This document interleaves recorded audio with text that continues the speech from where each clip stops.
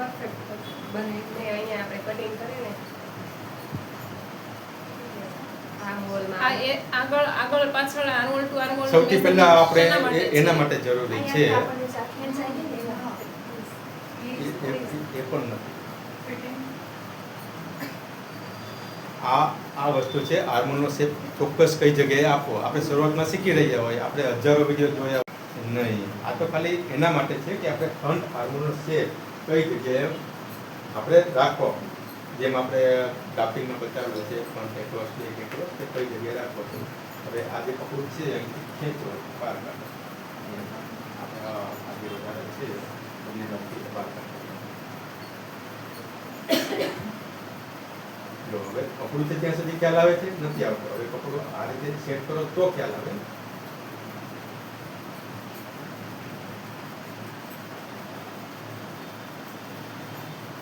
હવે આ વસ્તુ શું થયું કે આપણે હાથની જે આ પોઝિશન છે તો ઇલાસ્ટિક ક્યાં ફિટ થઈ ગયું, એટલે એનો આર્મોલ ક્યાં છે એ ખ્યાલ આવી ગયો. પણ આર્મોલ આ લેવો છે તો પહેલા શું માપ લેવું પડે? આ એક્રોસ લેન્થ. હવે 4 ઇંચ હોઈ શકે, 4.5, 5, 5.5 જે પણ હોય તમે માંથી ડિસાઈડ કરો કે આ માપ મારે જ્યાં સુધી આ નજર આવે છે ને, જુઓ આ નજર આવી એટલે ત્યાં એની લેન્થ મળે. બરાબર? આ 5.5 ઉપર બની, આ 5.5 ઉપર થશે.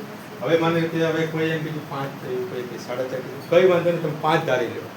પણ તમે 5 તો ધાર્યું ને, તમે 5 ધાર્યો તો 5 થી માપ લેજો. બરાબર? 5 થી માપ લેજો. આ બાર 4.5 ધાર્યું તો 4.5 થી માપ લેજો. એટલે આમાં એવું કે પરફેક્શન એવું કંઈ નથી કે ભાઈ આ જોવું જોઈએ, 4.5 એટલે 4.5 જ હોવું જોઈએ. તો આ વસ્તુ છે કે તમે લઈ શકો આ રીતે. પણ તમને એક તો વસ્તુને આઈડિયા આવી ગઈ કે 4.5 કે 5, એટલે એમાં કંઈ ગભરાવાનું નહીં. જેમ આપણે શોલ્ડરમાં પણ કદાચ 0.25 અડધે વધારે જાય તો એ ગભરાવાનું નહીં, લઈ લેવા. બરાબર ને? તો આ થઈ ગયો. અહીંયા આપણને શું ખ્યાલ આવી ગયો કે ફ્રન્ટ આર્મોલનો શેપ આ જગ્યાએ હશે. એ રીતે આનું કપડું સેટ કરવાનું.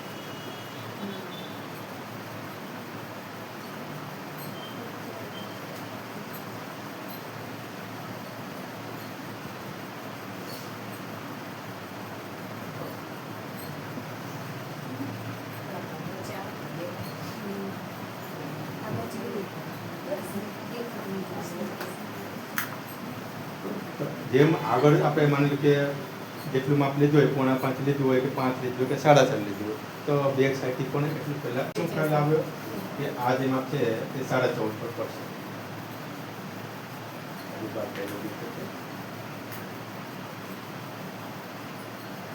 કે આ માપ જે છે આપણે અંદરનું જે માપ છે તે 14.5 પર પડશે. હવે અહીંયા મેં 14.5 લીધું, તો કોઈને એમ થયું કે ભાઈ 15.5 આવવું જોઈએ કે 14.25 થવું જોઈએ કે 15 ઇંચ થવું જોઈએ,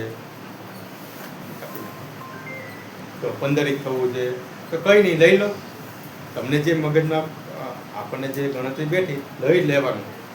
આમાં એવું જરાય ગભરાવાનું નહીં કે ભાઈ આ સરે માપી દો 14.5 આવ્યું ને અમારાથી 15.5 કેમ આવ્યું, 15 કેમ આવ્યું, એવું બિલકુલ પણ ગભરાવાનું નહીં. શું લઈ લેવા? માપ લઈ લેવાનું.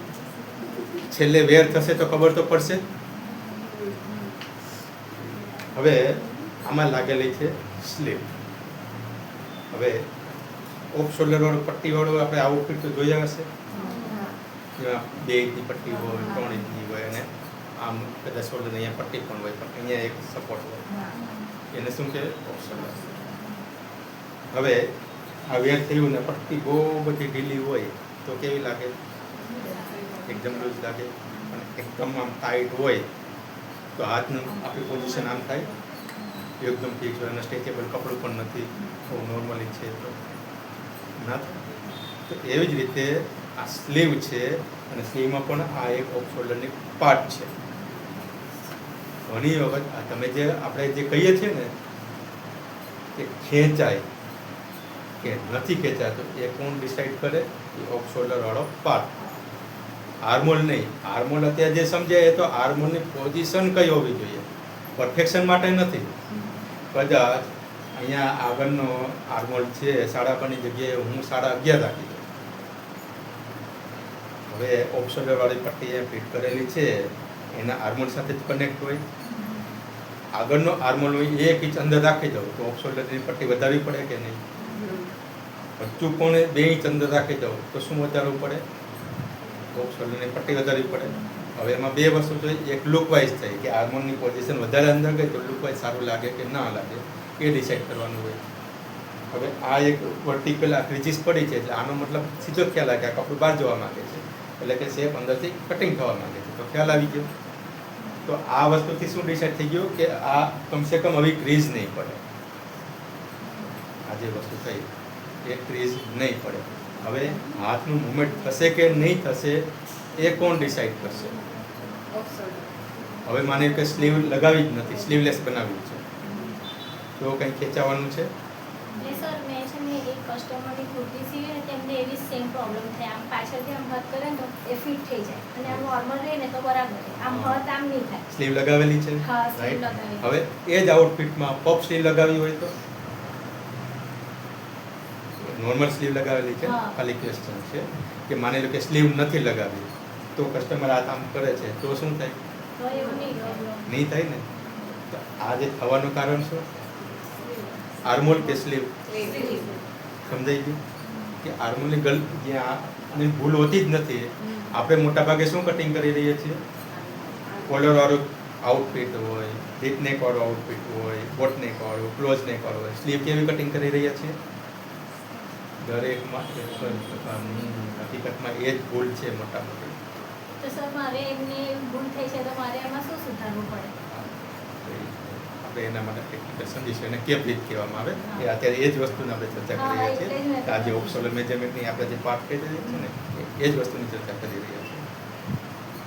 હવે એ જ આઉટફિટ એને ખેંચાય છે તો શેના કારણે ખેંચાણું? સ્લીવ. હવે પફ સ્લીવ લગાવીએ તો પફ સ્લીવમાં શું આવે? આ પાર્ટ ચપટીના હિસાબે લૂઝ હોય, તો આ મુવમેન્ટ કરીએ તો ખેંચાય. કારણ કે પફ એ જે સ્લીવ છે એ લૂઝ છે એટલે મુવમેન્ટ થઈ રહ્યું છે, અને મુવમેન્ટ નથી થઈ રહ્યું તે શેના કારણે થઈ રહ્યું છે? યસ. ડીપને કટિંગ કરે એટલે બોડીના આ જે આર્મોલ હોય તે વધારે અંદર હોય. તમે ડ્રાફ્ટિંગ સાથે જ્યારે ડીપને કન્વર્ટ કરતા શીખો છો, બેક પાર્ટ નંબર 4 પ્રમાણે મેન્ચેસ લાઇનથી નીચે ડીપને હોય ત્યારે આર્મોલની પોઝિશન કેવી હોય? અંદરથી કાપવામાં આવે. કોલરવાળું હોય ત્યારે કેવું હોય? As it is. હવે કોલરવાળામાં પાછી સ્લીવ એની એજ, હવે એની એજ સ્લીવ પાછી આપણે શેમાં એપ્લાય કરીએ? ડીપનેકમાં. ડીપનેકમાં તો આર્મોલ તો એક જ કાપી નાખેલો છે, હોઈ શકે અહીંયાથી પણ અડધો ઇંચ કપાઈ ગયો છે. તો સ્લીવ આપણે કેવી લગાવીએ છીએ? જે ઓલરેડી કોલરમાં જે છે તે એ જ આમાં એપ્લાય કરી રહ્યા છે. એટલે આપણને હાથનું મુવમેન્ટ કરે, ડીપનેક વેર કરે એટલે મુવમેન્ટ કરે એટલે શું ખેંચાય? આજે આર્મોલ જ ખેંચાઈ ગયો તમારો. સ્લીવ તમારી શું થઈ ગઈ? એ તો નોર્મલ પોઝિશન છે. તો વસ્તુ એવું છે કે આનો આર્મોલ જ્યારે કાપીએ ને તો એની જગ્યાએ સ્લીવમાં વધારવું પડે. શું કરવું પડે? સ્લીવમાં વધારવું પડે. પફ સ્લીવ કટિંગ કરે છે તો પફ સ્લીવમાં વધતું હોય કે નહીં? 2 ઇંચ કરીએ તો એક્સ્ટ્રા 2 ઇંચ આ બાજુથી વધે છે કે નહીં? આપણી સ્લીવ છે પણ અહીંયાથી આ લાઇનિંગ છે તો 2 ઇંચ આપણે વધારીને કરે ને ચપટી માટે. આખો આ ભાગ વધી ગયો ને એટલે મુવમેન્ટ તમે ગમે તેમ કરો, ઉપર નીચે આગળ પાછળ કરો તો એમાં ક્યાંય ખેંચાણ આવે નહીં. સ્લીવલેસમાં પણ ખેંચાવ આવે નહીં. અને પેલી ઓરેપ સ્લીવ લગાવેલી હોય, આપણે સાદી ભાષામાં પેલી અમરેલા સ્લીવ કે કાગડા સ્લીવ આપણે જે બોલીએ છીએ, ખબર નહીં કાગડા સ્લીવ શા માટે બોલતા છે પણ આપણે એક વાત છે એને આમ પેલી અહીંથી બેલ સ્લીવ એને બેલ સ્લીવ કહે, બરાબર? તો બેલ સ્લીવમાં પણ કેવું હોય? પોઝિશન લૂઝ હોય. એટલે આ ભાગ જે થયો તે લૂઝ થયો. એટલે આના માટે સૌથી ઇમ્પોર્ટન્ટ મેજરમેન્ટની જરૂર પડે, જે ડ્રાફ્ટિંગમાં પણ લખેલું છે, તમે લોકો સમજ્યા કે નહીં? આ માપ લેવું પડે. ઓફ શોલ્ડર આ કઈ જગ્યાએ લેવું પડે? ત્યાંથી આપણે એક્રોસ લેન્થ લીધી હોય ત્યાંથી આ નોર્મલ હાથનું મુવમેન્ટ નોર્મલ રાખવામાં આવે અને અહીંથી માપ લેવામાં આવે. આ 42.5 ઇંચ એમાં પ્લસ 2 ઇંચ લૂઝિંગ એડ કરવામાં આવે એટલે 44.5 ઇંચ તમારું હોવું જ જોઈએ. હવે તમે ડીપ નેકનું આર્મોલ કાપો છો તો છેલ્લે તમારું ઓફ શોલ્ડરના મેજરમેન્ટને એકોર્ડિંગ 44.5 તો હોવું જ જોઈએ. જો એનાથી ઓછું થયું એટલે ખેંચાવાની સમસ્યા તો આવવાની જ. સમજાણું? હવે આ ખેંચાય છે અને એની જગ્યાએ બેક પાર્ટનો આર્મોલ બહાર કાઢી નાખે તો શું થાય? નોર્મલ પોઝિશન કરવામાં આર્મોલમાં ક્રીઝ આવે. આવે કે નહીં? તો આપણે તો એ પણ નથી જોઈતી. મુવમેન્ટ તો ઓકે થાય છે પણ સામે પાછું સમસ્યા આવે છે. હવે સ્લીવમાં પાછા બે પ્રકાર હોય. એક પ્રોફેશનલ સ્લીવ કે જેમાં નોર્મલ પોઝિશનમાં ક્રીઝ નહીં દેખાય, પણ હાથ મૂવમેન્ટ કરીએ તો 45 ડિગ્રી પણ ઉપર થાય નહીં. આપણે બધું માળે અંડરબ્રા ઉતારવાનું કે સાફ સફાઈ કરવી હોય તો આપણે પેલું નોર્મલ જોઈએ, અને કેપ હાઈટ જે આપણે 3.5 આપણે જે ડિસાઇડ કરીએ છીએ કે કેપ હાઈટ કહેવામાં આવે. અને એના એકોર્ડિંગ આપણે આ જે મેજરમેન્ટ લીધું ને એના એકોર્ડિંગ આપણે મેનેજ કરવું પડે. ઓફ શોલ્ડર મેજરમેન્ટ ડાફિંગમાં લખેલું છે ને, ઓફ શોલ્ડર મેજરમેન્ટ ક્યારે એનો ઉપયોગ કરેલો છે, નથી કર્યો. એના માટે જ આ સમસ્યા છે. પેલી કીટ કહો છો તમે? હા અમે બધાએ કીટ નો લીધી હોય ને એટલે આઈડિયા. હા, કીટ ના લીધી હોય તો કંઈ વાંધો નહીં, પણ હવે આઈડિયા તો આવી ગઈ ને. ચાલો, તમને આપણે એવું નથી કર્યું કે તમે કીટ લો તો તમને શીખવા મળે, એવી કોઈ વસ્તુ અહીંયા નથી. કીટ તો એટલા માટે છે કે એમાં મેજરમેન્ટ, નોટ્સ, ડ્રાફ્ટિંગ બધું ઓરિજિનલ ડ્રાફ્ટિંગ છે. હવે આપણે હું જ્યારે ક્લાસ ચલાવતું ત્યારે શરૂઆતમાં કેવું હોય કે બીજા કોઈ ક્લાસીસ હોય કે આવી બુક હોય. હવે આમાં એક ડ્રો કરેલું છે. હવે આ ડ્રો કરેલું છે નાનું. છેલ્લે તમે કેવું કટિંગ કરવાના છો કપડા પર? ઓવડું જ કટિંગ કરવાના છો? ઓવડું નથી કરવાના ને. ભલે મેજરમેન્ટ અહીંયા આ બધું બતાવ્યું છે, પણ છેલ્લે તમારું જે કટિંગ શું થવાનું છે. હા, એટલા માટે મેં સમજી વિચારીને સાયકોલોજીના હિસાબે એક બ્લાઉઝનું ઓરિજિનલ ડ્રાફ્ટિંગ, કુર્તીનું ઓરિજિનલ ડ્રાફ્ટિંગ, એની સાથે મેજરમેન્ટ, કયું માપ પહેલાં લેવું, બીજો નંબર કયું લેવું, ત્રીજો નંબર કયું લેવું, એવી જ રીતે મેં ચોડીદારનું પણ બનાવેલું છે. હમણાં પરમ દિવસે એનો ગઈકાલે જ આપણે કર્યો ને બોટમ વેરનો. હા, ગઈકાલે જ બોટમ વેરનો ડ્રાફ્ટિંગ પડેલા છે. આ ચોડીદાર છે તો ચોડીદારનું પેન્ટ છે તો પેન્ટનું ઓરિજિનલ ડ્રાફ્ટિંગ. કે છેલ્લે હવે ડ્રાફ્ટિંગ ઓરિજિનલ છે તો આપણે માર્કિંગ પણ ઓરિજિનલ જ કરવાના છે છેલ્લે કપડામાં. તો પછી સીધું ડ્રાફ્ટિંગ સાથે મેચ કરવામાં સમજ પડે. તો આપણું શીખવાનું કેવું થાય? તમારે જે 3 મહિનામાં જે શીખવાનું હોય ને એ તમારું 1 મહિનામાં કમ્પ્લીટ થાય. તો અહીંયા શું બચે? સમય બચે. કિંમત સમયની છે. એ સમય બચાવવા માટે આ વસ્તુ લખે. હવે અહીંયા વસ્તુ લખેલું છે, દરેક વસ્તુ એક જ કલરથી લખેલું છે, બરાબર. આ બધી આખું વસ્તુમાં આખું ચિત્રી નાખ્યું, આખું લખીને કે ભાઈ આજે મેં સમજાવ્યું, દીપક સરે સમજાવ્યું કે ઓફ શોલ્ડર મેજરમેન્ટ લેવું જરૂરી છે. એકલોસ મેજરમેન્ટ આ રીતે લેવું. હવે 15 દિવસ પછી પૂછે તો આપણે ફાંફા મારીએ, કાં લખેલું હશે. એટલે માટે મેં દરેક વસ્તુ સાયકોલોજી તરીકે ડ્રાફ્ટિંગ સાથે આપ્યું કે બ્લાઉઝનું બેક પાર્ટ છે તમે બેક પાર્ટના જ રૂલ્સ, ફ્રન્ટ પાર્ટ છે તો ફ્રન્ટ પાર્ટના રૂલ્સ, એવી રીતે શીખવાનું હોય. સ્લીવ કટિંગ છે તો સ્લીવની સાથે શું શું હોવું જોઈએ એ જ વસ્તુ. એટલે એ શીખવાનું શું થઈ જાય? ફટાફટ થઈ જાય, કમ્પ્લીટ થઈ જાય. એના માટે છે.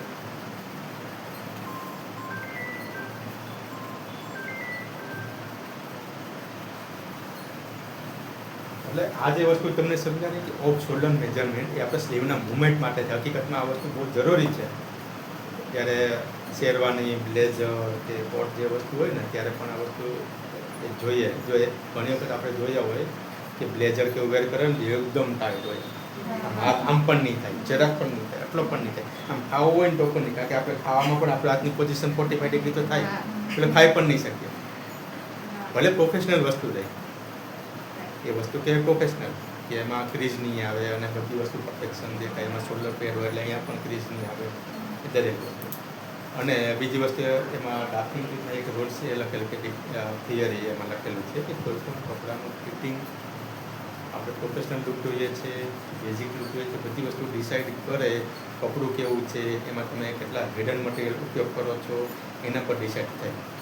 હવે કોઈ બ્લેઝર કે શેરવાની કે કોટ વેર કરેલો હોય, અથવા તો આપણે વેર નહીં કરતો આપણે ઘરના ફેમિલી મેમ્બર જેન્ટ્સ મેમ્બરે તો વેર કરેલું હોય, તો એક સામાન્ય એ જેન્ટ્સ મેમ્બર છે તે એક ટી શર્ટ વેર કરે છે, એક ફોર્મલ શર્ટ વેર કરે છે, અને એક વખત એ બ્લેઝર વેર કરે છે, શેરવાની વેર કરે છે. તો સૌથી સારામાં સારો લુક શેમાં દેખાય?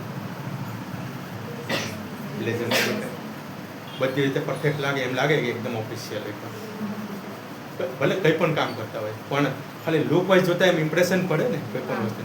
પણ રેગ્યુલર વેરમાં એને ઉપયોગ કરી શકે છે? આવે જ નહીં. ભાઈ આમ લેવું હોય તો એમ ખેંચાય, એમ થાય કે આ સ્લીવ જ કાઢી નાખે, એવું થઈ જાય. એટલે વસ્તુ શું છે કે હવે એ પ્રોફેશનલ વસ્તુ બની તેમાં શું એપ્લાય થયું? શું એનું કટિંગ કંઈક અલગ થયું?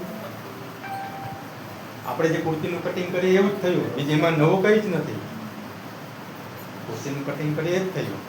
પણ એમાં શું થયું મટીરિયલ એમાં ફ્રીઝિંગ લાગે, શોલ્ડર પેડ લાગે, આર્મોનમાં પણ પેડ લાગે અને એની કેપ હાઇટ સ્પેશિયલ પેલી ડાઉન બનાવવામાં આવે કે નોર્મલ પોઝિશનમાં પણ ક્રીઝ રહે નહીં એ રીતે અને ગોળ સ્લીવ લગાવવામાં આવે. હકીકતમાં આપણે જે સિલાઈ કરીએ છીએ બ્લાઉઝ જેમાં ટાઈટ આઉટફિટ બનાવવાનું હોય ને ત્યારે સ્લીવ હંમેશા ગોળ લાગે રૂલ્સ પ્રમાણે. કેવી લાગે? ગોળ સ્લીવ એટલે કઈ રીતે? તમને આઈડિયા? તમને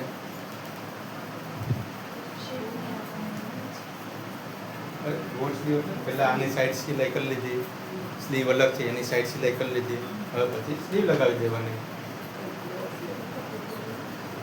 પછી સ્લીવ લગાવી દે એટલે ગોળ સ્લીવ લગાવેલી એમ. એ જે સ્લીવ લગાવી તમે ક્યારેક નોટિસ કરી કે શા માટે એ વસ્તુ પ્રેક્ટિકલ સમજાવીશ તમને. કોઈ આઉટફિટ એવું સ્લીવવાળું બ્લાઉઝ કોઈનું હોય ને બતાવજો, આપણે છે પ્રેક્ટિકલ સમજીશું. આ તમારું જે ચાલુ થઈ જાય ત્યારે તમને સમજાવીશ એક ગોળ સ્લીવ શા માટે. અંદરનું જે માર્જિન હોય ને હકીકતમાં આ નોર્મલ પોઝિશન થાય ને તે અલગ થવા માંગતું હોય આ રીતે, અને જ્યારે લગાવેલું હોય ત્યારે એ ખેંચાય એકદમ. શું થાય? એટલે અહીંયા આવે ક્રીઝ. હા, એટલે ક્રીઝ ક્યાં આવે? અહીંયા આવે. એને મુવમેન્ટ માટે કેની સાથે મતલબ નથી, મુવમેન્ટ માટે મતલબ નથી, પણ આ નોર્મલ પોઝિશન થાય ને ત્યારે માર્જિન એનું થાય આખું અલગ. અને આપણે શું કરીએ? ગોળ રીતથી સિલાઈ કરી દઈએ. એ ગોળ લગાવવું પડે અને છેલ્લે ગોળ ના લગાવો તો છેલ્લે અડધાઈથી સિલાઈ શરૂ કરવી પડે, બાકીનો પાર્ટ આપણે ઓપન રાખવો પડે. હવે આપણે શું વિચાર કરીએ ભવિષ્યનો 5 વર્ષ પછી સિલાઈ ખોલવાની આવી તો 5 વર્ષથી બોડી વધી ગઈ, 10 કિલો વજન વધી ગયો, અત્યારે મારે અહીંયા છેલ્લે ખોલવું તો મને ત્યાં તકલીફ પડશે અને એનો વિચાર આપણે અત્યારે કરીએ. વેર કરવાનું છે અત્યારે તો અત્યારે સારામાં સારું ફિનિશિંગ ફિટિંગ કેમ? હવે કે માર્જિનને આપણે કાપી તો નથી રહ્યા, પૂરેપૂરું ઉડાડવાના તો છે નહીં, ખાલી અલગ કરવાની વાત છે. ભવિષ્યમાં પ્રોબ્લેમ આવે તો ખાલી 5 મિનિટ વધારે જશે જ ને, ઓપન કરીને પાછી સિલાઈ મારીને પાછું એડજસ્ટ કરી શકાશે. અને અત્યારે તો પહેલાં જેવું રહ્યું પણ નથી. પહેલાં તો એવું હતું કે એકબીજાના આઉટફિટ આપણે માંગતી લાવો તમારા આઉટફિટ અમારે સાડી વેર કરવી છે, અત્યારે તેવું રહ્યું પણ નથી. ત્યારે 10 વર્ષ જૂના કપડાં ચાલતા એકબીજાને પહેરતા. અત્યારે એક વખત સેલ્ફી આવી ગઈ એક જગ્યાએ, બસ આ બીજો ફોટો આ આઉટફિટનો આવો જ ના જોઈએ. એટલે વસ્તુ હવે શું થઈ ગઈ, હવે માર્જિનની કોઈ જરૂર નથી. પહેલાં તો એમ કે સ્પેશિયલ 2 ઇંચ માર્જિન રાખજો, મારી જેઠાણી પણ વેર કરશે, એ થોડાક જાડા છે એને પણ પહેરવો હોય એને પણ કામમાં આવે વોટેવર. મતલબ આ એક સાયકોલોજી છે. કોઈ પણ કામ કરે ને માત્ર ખાલી એવું નહીં કે ભાઈ કટિંગ શીખો, સ્ટિચિંગ શીખો ને ખાલી એટલું સાયકોલોજી પણ ધ્યાન રાખો. આ બધી અનુભવની વસ્તુ છે, ટેકનિકલ વસ્તુ છે કે શા માટે હું તમને કહી રહ્યો છું. હું પોતે બુટિક માસ્ટર જ છું. મારું મેં આખું સિટી લાઇફમાં શીખેલો છું, ત્યાં જ કામ કરેલું છે. પાર્લે પોઈન્ટ બોર્ડોડ મારા બધા કસ્ટમર ત્યાંના છે. વેસું ને ભાઈ આ બધી પતારોનો કોઈ કસ્ટમર જ નથી અહીંયા. તો મતલબમાં વસ્તુ આ ડાટ લગાવવાના આવે ને કે આ સાંધો ના જ હોય, અને અહીંયાથી એવું ટાઈટ હોય કે એમ ખાય પછી એમ શ્વાસ પણ ના લઈ શકતા હોય, અને અહીંયા ફુગા પડતા હોય. પણ એમ કે નહીં, અમને તો આમ ફ્રન્ટ તરફ ઊભા રહ્યા હોય એટલે આમ ટાઈટ હોવું જોઈએ. પાછું કેવું એક સિસ્ટમ હતી, અત્યારે તો થોડોક સુધારો આવી ગયો. પહેલાં તો એના એ જ કપડાનું અડધું ઇનર એ જ કપડાનું નાખો, અને ચાલ્યા જતા હોય રસ્તામાં કુદરતી પ્રકાશમાં તો ટ્રાન્સફર જ દેખાય,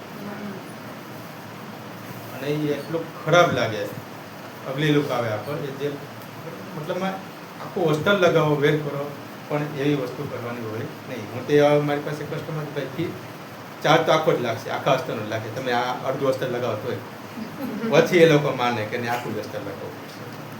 એટલે આ બધી વસ્તુ થઈ સાયકોલોજી કે આ ડાટ શા માટે જરૂરી છે? કોઈ આઈડિયા? આપણે બોડીનો શેપ જ એ પ્રમાણે હોય. હા, તો એને મેનેજ કરવામાં જો ફિટિંગ વાળું વેર કરવું છે એટલે ડાટ એના માટે જરૂરી. અમે એમ જ રેડી કપડાં લીધા હોય તો અહીંથી સાઈડ ફિટિંગની જરૂર ન પણ અહીંયા કરાવીએ. હા, એના માટે. એટલે કોઈ પણ આર્મરમાં કે કોઈ પણ ડાટ લાગે તે કોઈ શાંતો હોય એવું નહીં માનવાનું. એ ફિટિંગ માટેની જરૂર છે. ફિટિંગ માટે ડાટ વસ્તુ એવી છે જ્યાં ફિટિંગની જરૂર હોય ત્યાં ડાટ લાગે, આપણે શોલ્ડર શેપિંગની પણ અહીંયા વસ્તુ છે કે આપણે અહીંયા પણ ખાડો હોય.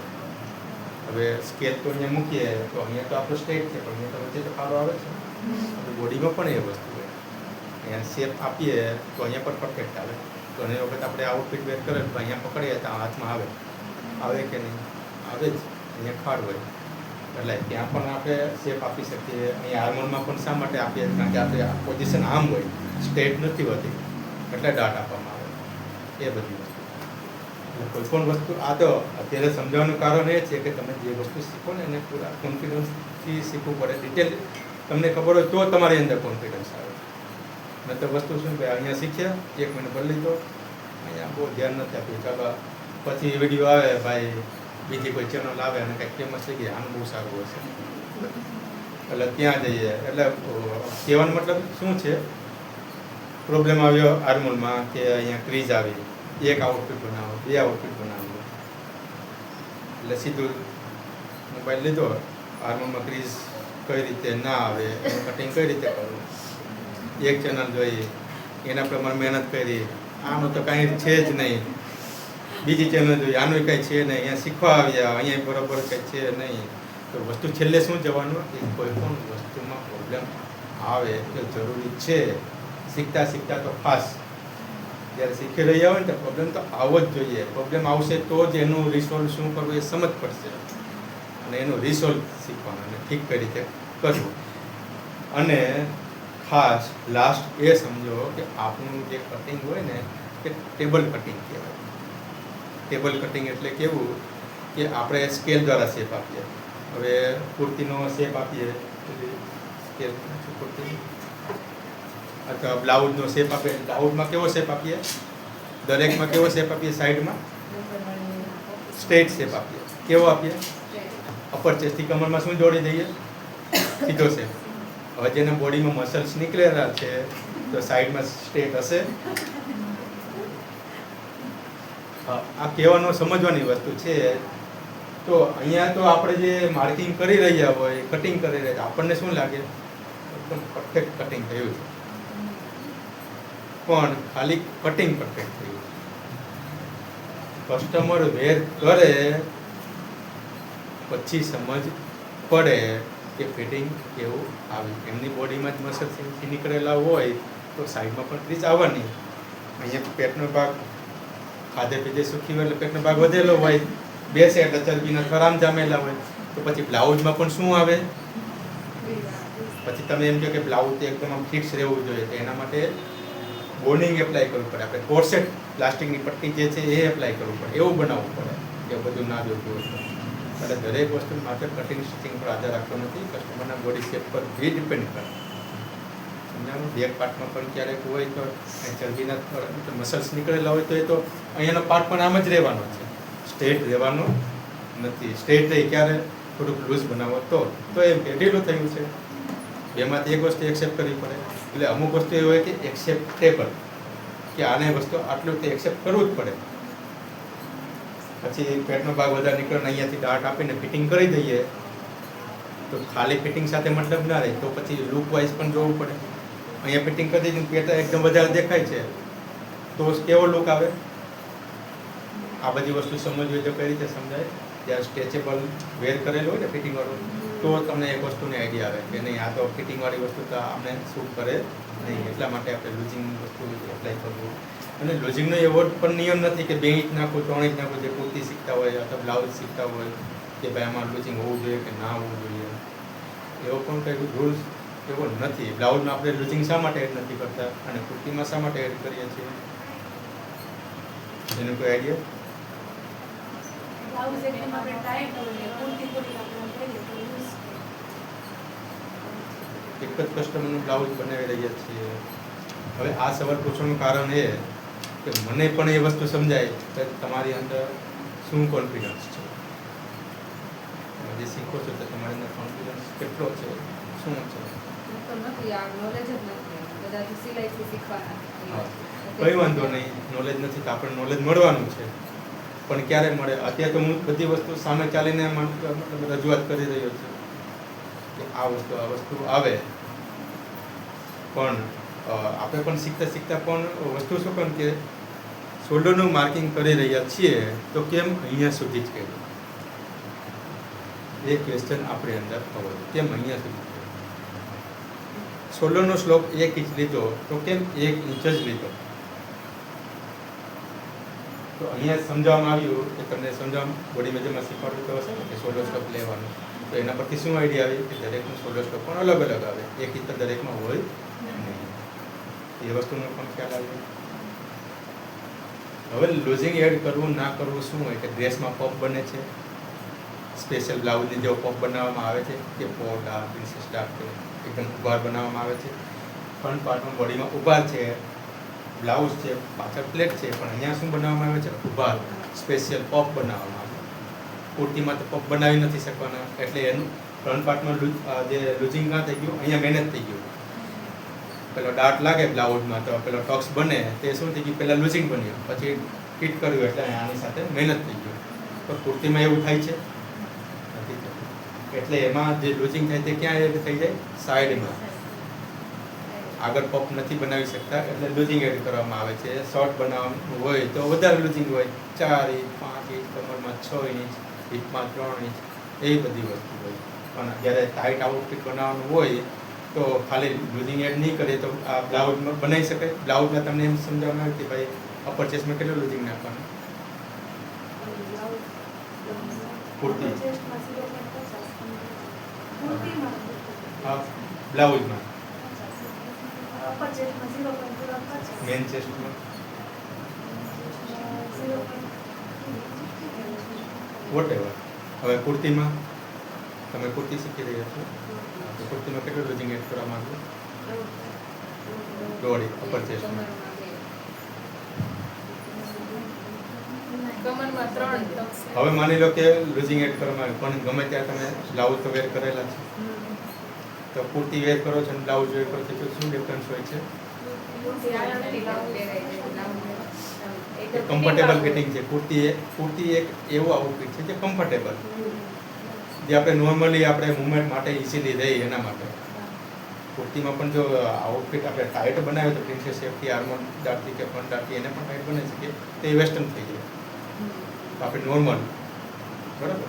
તો વસ્તુ છે હવે આ જ કુર્તીને એકદમ ટાઈટ કરી નાખીએ તો બ્લાઉઝની જેમ હમણાં તમે સિલાઈ કરી નાખો, તમારી કુર્તી છે એને સિલાઈ કરી નાખો, અત્યારે તો હાથમાં આવી રહી છે ને, હવે એટલો ભાગને સિલાઈ કરી નાખો તો શું થશે? અનકમ્ફર્ટેબલ થઈ જશે, એમ થશે કે આપણે ગભરામણ થશે, એવું થઈ જાય. એટલે કઈ વસ્તુ આઉટફિટ આપણે બનાવી રહ્યા છીએ ત્યારે કેટલું લૂઝિંગ એડ કરી રહ્યા છીએ, એમાં પફ બનાવી રહ્યા છીએ, કુર્તીમાં પફ નથી બનાવી રહ્યા અને અહીંયા ટાઈટ કરી રહ્યા તો આખો પાર્ટ દબાય, કારણ કે પફ સ્પેશિયલ નથી. અને આપણે લૂઝિંગ એડ એટલા માટે કરીએ છીએ કે આપણને એક કમ્ફર્ટેબલ એકદમ લાગે કે ભાઈ આ મૂવમેન્ટ ને બધી રીતે ઓકે.